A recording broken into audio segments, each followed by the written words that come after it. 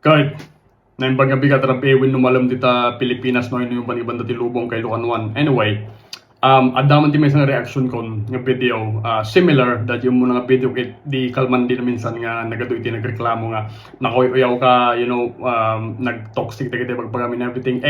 Buyaan nyo dati tanong mawatan yun nang runa dagiti agin ko kunang kunak.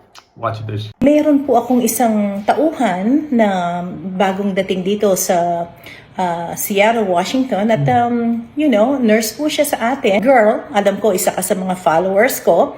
So makinig ka para sa ito, okay? Listen to me carefully. Okay. Pagka may mga pasyente tayo or kahit sino na nurse sa datoy, post nan sa dating sasaw or something. Let's see. Tagalog na kayo. Aba girl, magtagalog ka. Exactly. Nakita ko yung dalawang matanda na mag-asawa, halos gumigilid na ang luha dahil hindi nila kayang i-express ang sarili nila sa English. Ngayon girl, 3 months ka pa lang. 3 months, baby. Kung umasta ka, kala mo kung sino ka na. Tagalog na nga ng Tagalog yung dalawang matanda. Hindi nila talaga ma-express ang sarili nila. Ilang beses ko na sinabi sa iyan, hindi bali sana kung pinanganak ka dito Girl, ang tigas nga ng dila mo Dito sa Amerika, magpakababa ka. Kahit, anangay, nawatan yun, kahit kung sa wine.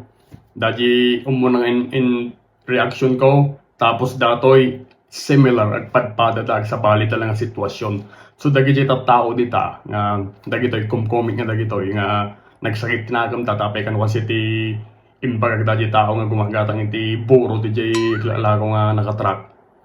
Agpaypay so medyo kunak nga api ay agin didi ka no inyam di nagkapo ang Visayas man when no nagkapo ka ti Mars no Ilocano Tagalog Bisaya ka talaga malipatan dajay it no matter. Doesn't matter how long nga dadi ka may isang lugar. No talaga ay ayadam na may isang Pilipino marim nga ibabayan dul sino man ti kadwam.